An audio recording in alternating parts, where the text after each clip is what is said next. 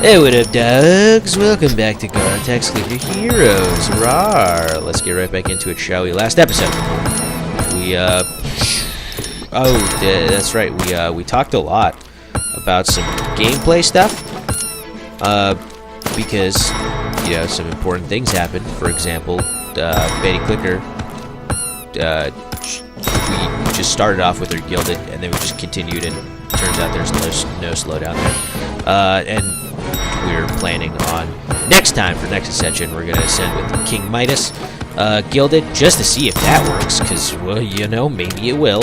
We've already got 101 trillion hero souls upon ascension. That's just gonna get larger and larger as we continue forth. We talked about our new relic, and we also talked about the fact talked about the movie The Promise, which I'm taking a bunch of friends to see today. However, in between the part 1 and part 2, I did watch another movie. I watched the Star Wars Rogue One. I didn't go into the theaters. I just watched it on Google Play. Hey guys. So yeah, I mean, it was like $5 on Google Play, so I was just like, yeah, sure. $5 to rent on Google Play, obviously. Not looking to buy the movie, just wanted to watch it one time, see how it was, and I watched it, and there you go. That's my review on Rogue One. I watched it, and there you go. Now I know what happens during that time. It was interesting. A lot of people disparage the fact that one of the characters is completely CGI'd. Like his entire face and demeanor and voice possibly is just all CGI on everything.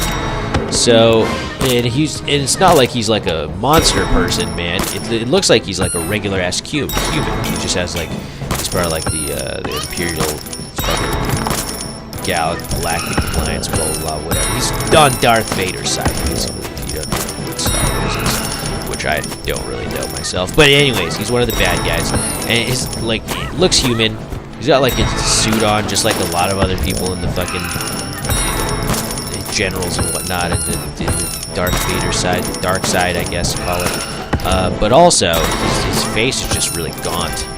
And I guess that's what the CGI was for. They just wanted to, mechanically make his face just look gaunt as fuck. So that's what that, honestly, just hire someone whose face already or just get a good makeup crew. Dude, it's not hard.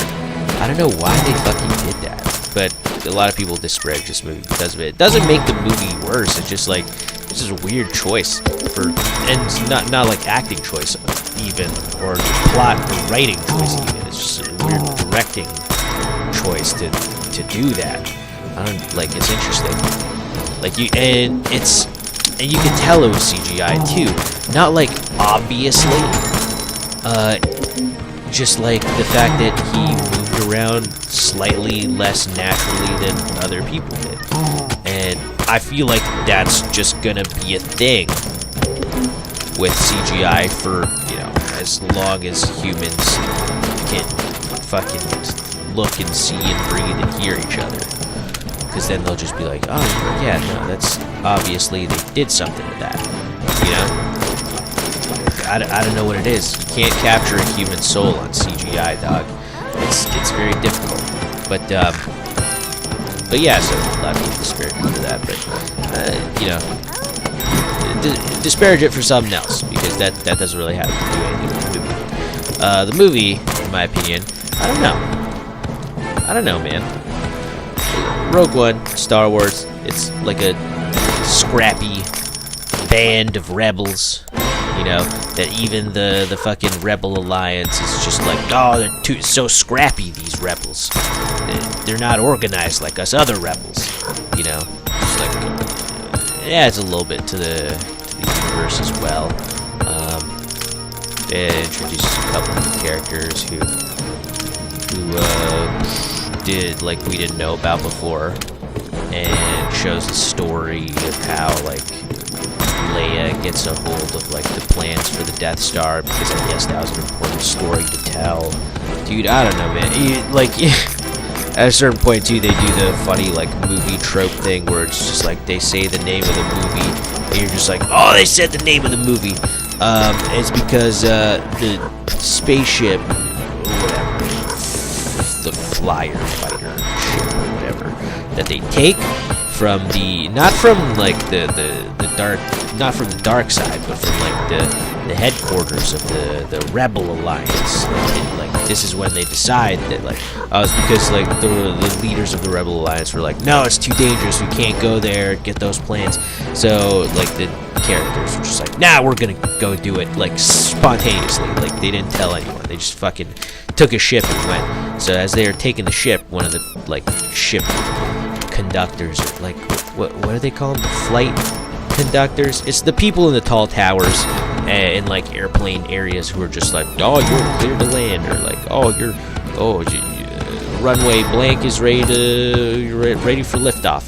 Guys, is tower control, I guess they call it. So they phone into the ship and they're like, hey, you're not authorized to go. What ship is this? And the character's like, what should I tell him? And the girl's like, the main lead character, the girl's like, yeah, just fucking make something up, bro. And the guy's like, we're Rogue. Ship's name, Rogue One. It's Rogue One. And they're like, okay, sure, Rogue One. They just steal a ship from their own allies and go fight some people. I'll tell you what, there's some nice, fun characters. Like a defected dark side dude who comes over to like the Rebel Alliance to give them like the news that they created the Death Star, because it's important fucking news. He doesn't agree with it, I guess. He's one of the characters. He's pilot. There's a couple other characters like some mercenaries, some mercs, some Alliance dudes who just. Yeah, I guess the point of it was like, a bunch of like suicide mission dudes. It's a kamikaze, basically, almost, of dudes, kamikaze dudes, going because they're like, oh, we've done shitty things for the Rebel Alliance because you can't keep your hands clean in war. I've done things I didn't like, feel comfortable doing, but I did it for the cause and whatnot, and then they're just like, but if we don't stop Death Star, then you all have to do just shitty things for nothing, and you're never gonna sleep at the same time. Like you're going into a suicide mission, but whatever, dog. It's it's fine. It's a fine movie. That honestly, I felt like it could have been something other than Star Wars. You see what I'm saying? Like it could have just been like a regular ass like war political movie of some sort. The fact that they attached Star Wars to it just made it like a Star Wars thing. But even though like Darth Vader was barely in it, and Leia was only a cameo in it, and the rest of it, like everybody else. Oh yeah. Also, R2D2 and C3PO also just make a tiny cameo in there as well. Tiny cameo. Boom. That's about it. The rest of it just takes place. Excuse me, on new planets, doing new things in new areas with new people for new stuff. It's new. It's just it fits into the original plot. It's just you don't see it happen. You see it happen on screen, but this is the things that transpired off screen, basically. Did they need to make that a movie? I'm not sure. Like other things that transpire off screen in certain movies, do you need to make those movies? Even if it's like a huge movie, like a franchise. I'm not sure, man. I'm not sure. But hey, it's out there if you want to watch it. I will say, favorite characters of all time. Probably top one is the robot. Big old tall, reprogrammed dark side robot is robot for the dark side, and then reprogrammed it to be on the good guy side. The greatest thing about when the good guys steal robots or program robots is that they give them a personality. They still do whatever the fuck you tell them to do, but they at least give them some attitude and some sass. Where whereas like the dark side robots, they're always just like fucking downers all the time. Just like clunk, clunk, clunk. Go this way. I am a robot. Blah, blah, blah, blah, blah. You know, get the fuck out of here. You're a boring ass robot. The light side knows how to fucking party with their robots. Okay.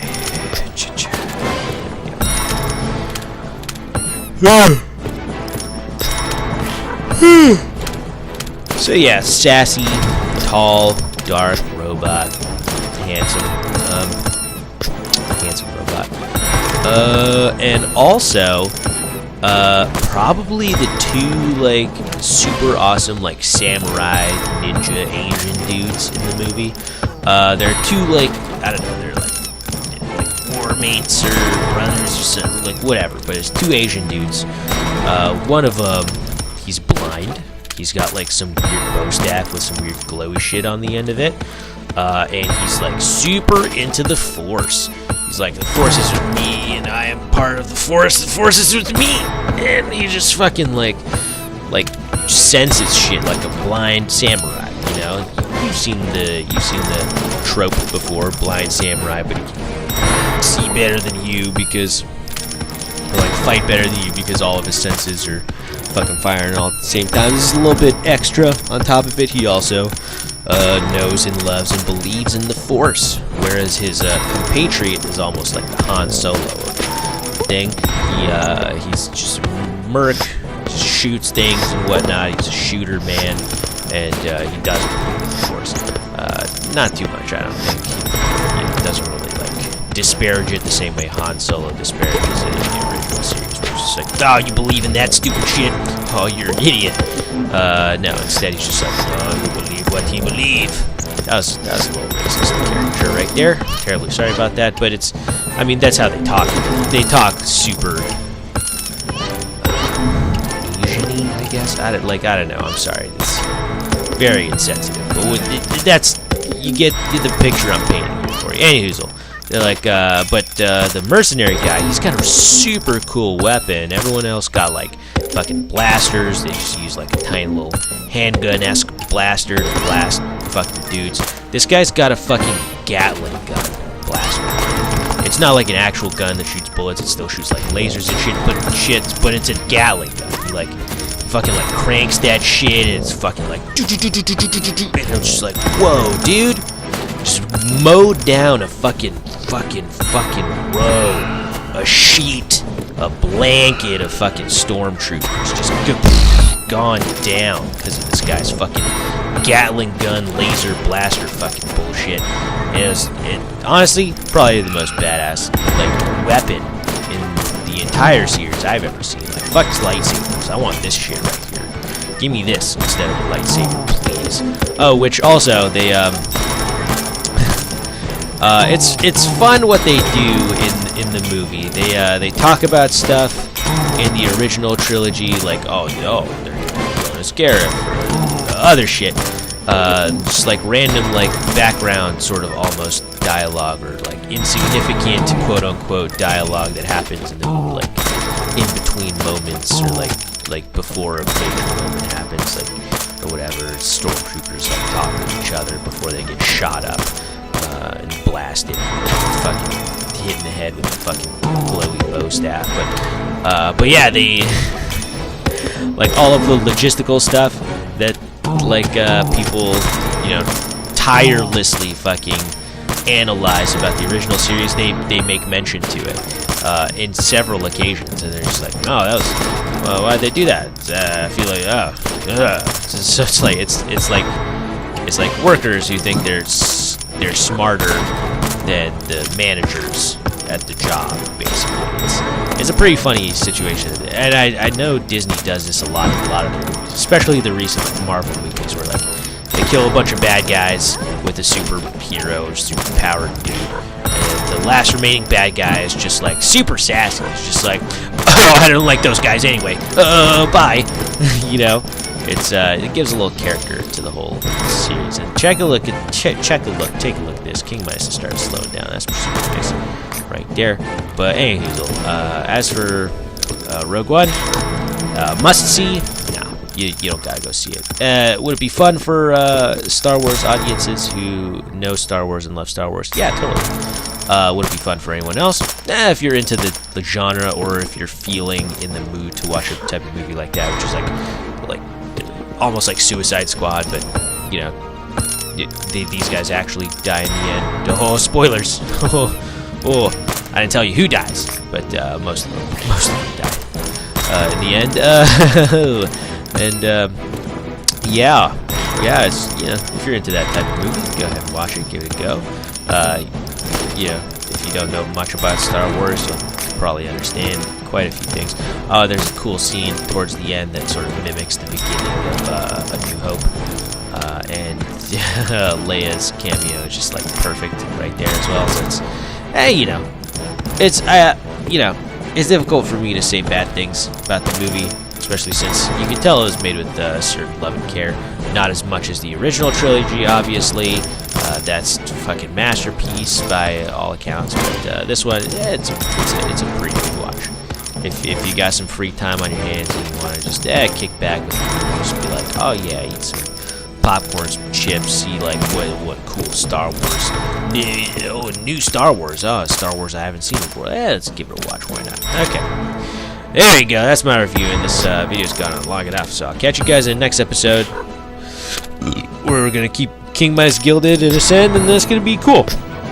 So like, subscribe, comment if you're enjoying the series thus far. I know I am, and I'll catch you guys in the next episode. Peace out.